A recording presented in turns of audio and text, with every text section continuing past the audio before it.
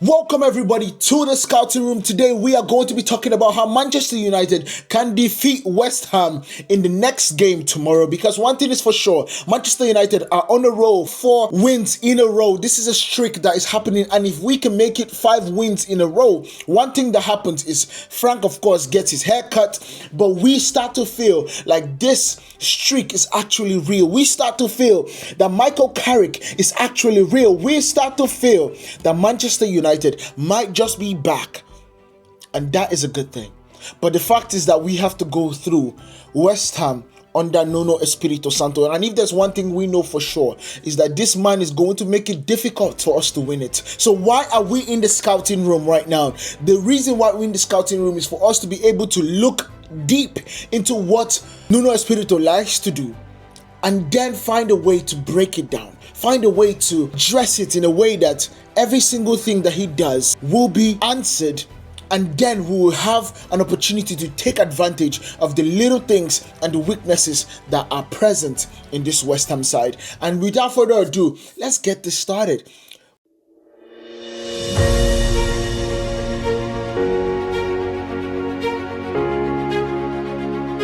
Welcome into the scouting room. Of course, this is where the details happen on how we can actually win a Premier League game. So let's get this started. First things first, West Ham side is not about the romance of football. The romance of when we get the ball, we take it, Taka, Bukunya, Bruno, Mbuemo, Ahmad. It's not about that. It's about how quick we can get the ball from where we took it to shooting at the opposition's goal. That is the way Nuno Espírito thinks. And in that thought process, you have to see what he has done in the past. He has done so well under Wolves. We know how Wolves' side was so threatening. We also saw how good he was under Nottingham Forest. They went so well that last season they were top 4 for a long time until the end of the season, when injuries caught up with them and they could not do the things that they did. Of course, we know how that ended with Nuno Espírito leaving Nottingham Forest because of his conflict with the owner of the club. However, he is now at West Ham. He started off well. It did not go well in the last 10 to something games. Now, after the January transfer window, they have bought the likes of Adama Traore. They have bought the likes of Contastoas, whatever they call his name. A really good PSV striker that has already scored a goal in their last game. The truth about it is that he is slowly but surely getting this team to walk the way that his team predominantly has worked so far. We have seen the resurgence of Arsenio Somerville. He honestly feels like the person carrying West Ham. We know that they of course have Jared Bowen on that right hand side, but Somerville, this is 5 games in a row and he has scored 5 goals. And that right there is a streak of confidence that we need to watch out for. However, let's get into the details of this. It's not about controlling the structure for West Ham. It's not about that in my mind. It's about violence in transition. It's about discipline without the ball. It's if Nuno Espírito Santo has taken a hold of this West Ham side, you are not going to be getting pretty possession football. It's not going to be that. You are going to be getting compact, aggressive, and you're going to be getting transition first team. That is what you want in Nuno Espírito's team. That is what you're going to get, and I believe he's starting to get hold of this West Ham team, and it is truly going to be dangerous, because West Ham, this game is going to feel like a Champions League final to them, because of course they are 3 points in 18th place behind Nottingham Forest. If they can get this 3 points from Manchester United, they might just be able to go above Nottingham Forest and get into safety.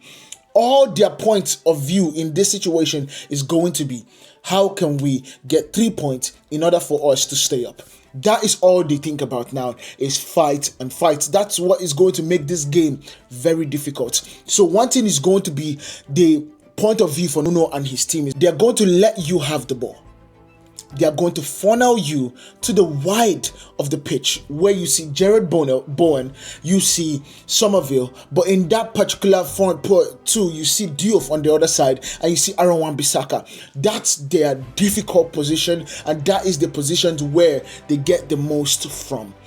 wing coming back, the strongest on the side. So Manchester United would definitely need to take that into context. Of course, they would want to punish you the moment you lose the ball.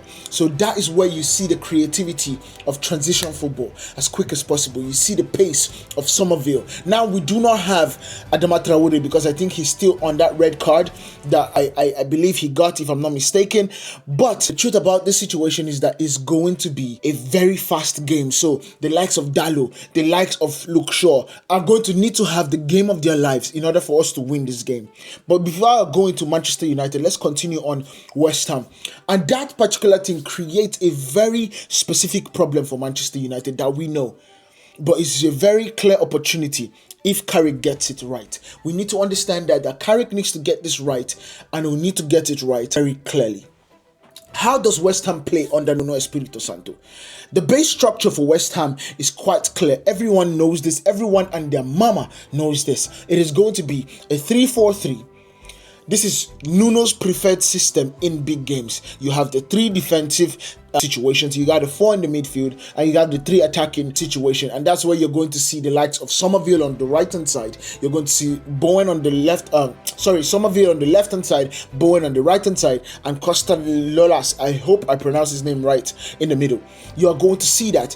And then when it comes to protecting the leads that they have gotten, if they get it, is 3-5-2. So he drops out one hacker and brings on someone that can defend in the wing backs kind of situation. And that right there is where the problem is going to lie. So the defensive shape for West Ham is going to be out of possession. West Ham is going to drop into a low to mid block. It's quite clear. Back fives stays narrow. They are going to squeeze the pitch as quick as possible, and they're going to protect post as well as they can. And then you're also going to see the wing backs are going to be jumping aggressively only when triggers are met. Aggressive jumpings, that would be if we are swinging the ball to the left hand side, and that is where Somerville is, and Somerville starts the press. We are now going to see that the likes of Diouf is going to jump at that press to make sure that they can squeeze the pitch and squeeze it as quick as possible in order for them to push their team forward. It's basically total football where everybody comes back to defend and everybody goes forward. Now, I'm absolutely making this gesture so you guys can understand the way he's going to be talking to his players in this before the game, the preparation of the game, because it's not going to be a training session because of how quick the game came over. They played on Saturday and now they are playing on Tuesday. That is basically just going to be recovery and then the scouting room on how to map out the way to defeat Manchester United. That is what you're going to be seeing, and that is what Manchester United also did. Now, we already know that the wing backs are going to jump aggressively only when the triggers are met. The key part about this situation is that they don't press everywhere. They press selectively. It has to be a key moment. It has to be a key person that they would select. Now, I don't know the key person that they will select in terms of our build-up play, because Maguire is pretty good on the ball. Lisandro Martinez is the best defender on the ball in the world right now. And Luke Shaw is pretty good on the ball also. My key person that might be a weakness in that press, and they could use it as a pressing trigger, would be Diego Dalot. And I hope so. I hope fully that if we notice that that's a problem, we can bring Nuse Mazarawi in, because he is so press resistant and he's always good on the ball and keeps the ball so well that would negate their pressing. And that right there would be something that would do well for ourselves. And then now let's look at the build-up philosophy of West Ham. West Ham under Nuno Espírito Santo don't build up slowly. They don't. Its first pass is vertical, second pass is into the space, the third is action, attack the box. That's what they want to do. So the first pass would be the keeper taking it long in a vertical pass to either go on the left hand side or on the right hand side, or it's going to be a situation that goes in the middle where you get a bounce nodder or a nodding to the back, so either Somerville attacks it or Jared Bowen attacks it.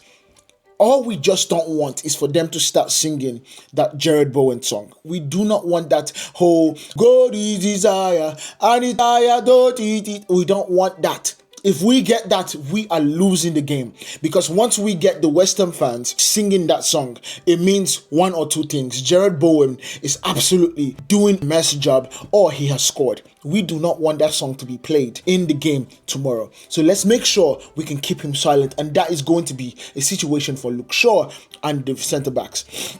Now, let's look at this situation. The goal is not the possession. Of course, like I said, the goal is territorial gain. And they are truly masters at this, especially now that Nuno has been able to dig his teeth into West Ham. Now, West Ham's biggest strength. We need to also talk about West Ham's biggest strength. Transitional brutality.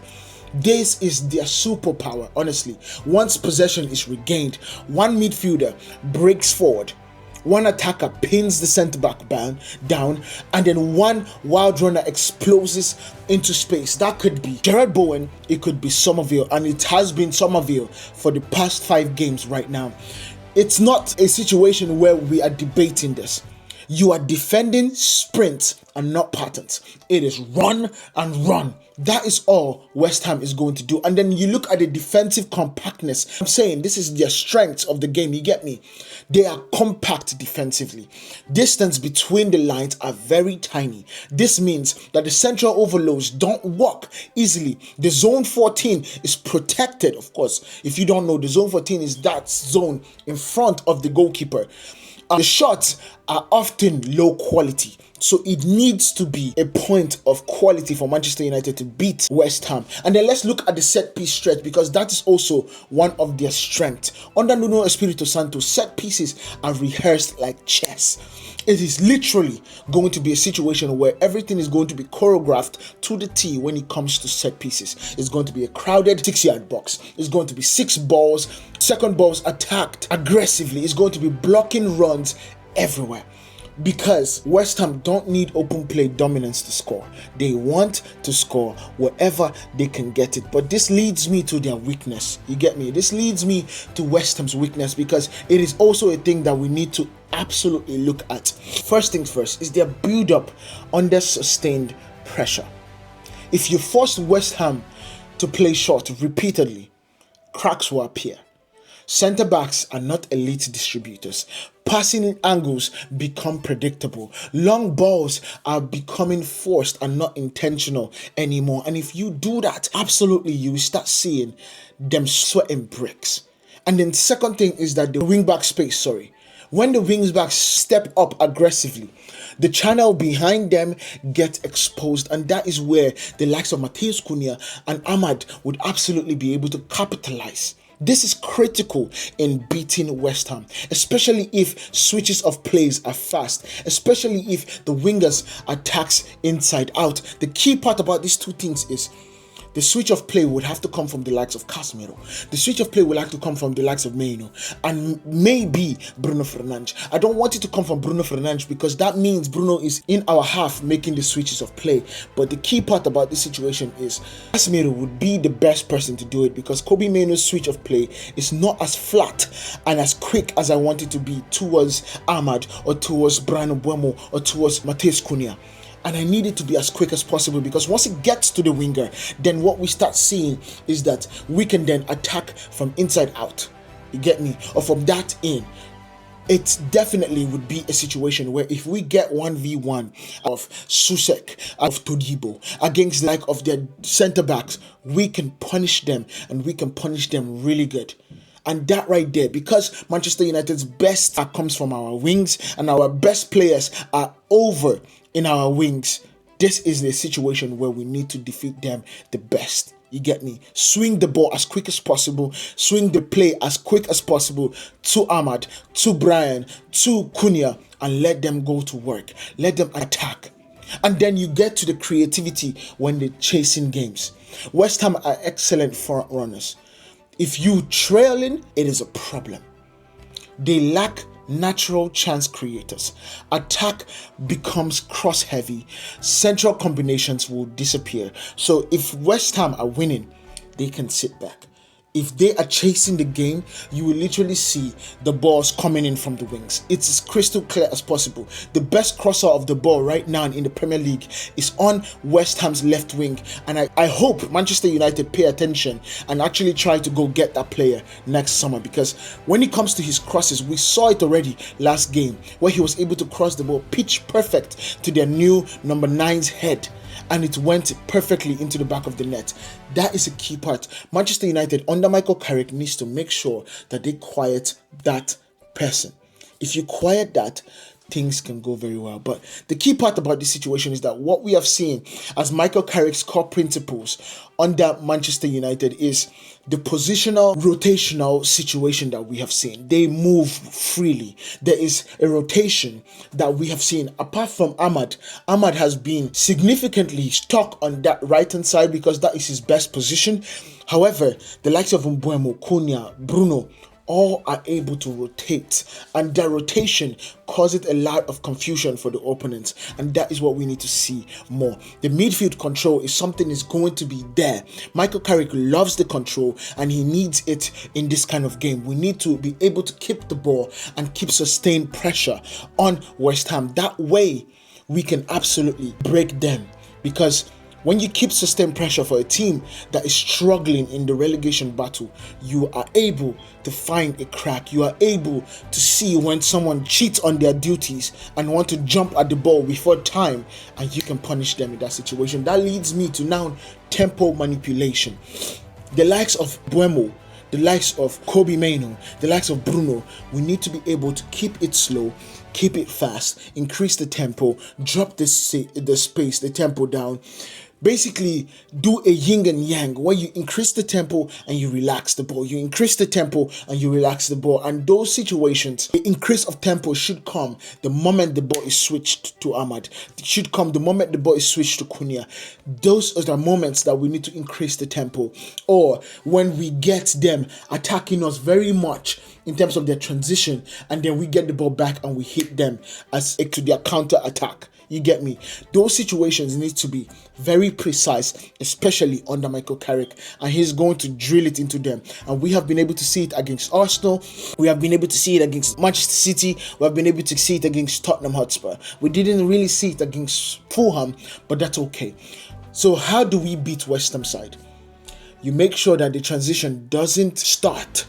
Do not let them have 1v1 against our defenders in transition, because they are really quick at doing that, and Harry Maguire would suffer if we let them have counter-attacks. One holding midfielder always behind the ball, fullbacks staggered, so not both of them go high. We need a fullback to stay back while this one goes high, or this one stays back while that one goes high. Immediate counter pressing in central zones only. We need to make sure that we do not let West Ham start their transition, because if they start it, that is their biggest weapon. Second, we need to overload not just the wings, overload the half spaces. So that space in between wings and the central zone, the space in, so you have the wings right here, you have the space in here, and then you have the central zone. You need to overload those spaces. That is the way you absolutely trap them crossing. Do not fall into that part. Do not let the interior midfielders occupy the space. You understand? We need to occupy those half spaces, and absolutely we need to pin their wing backs back, and that would be the use of the likes of Casemiro to working with Ahmad. Get me? That third man runs, attack the channel behind the wing back, and we need those situations to work out.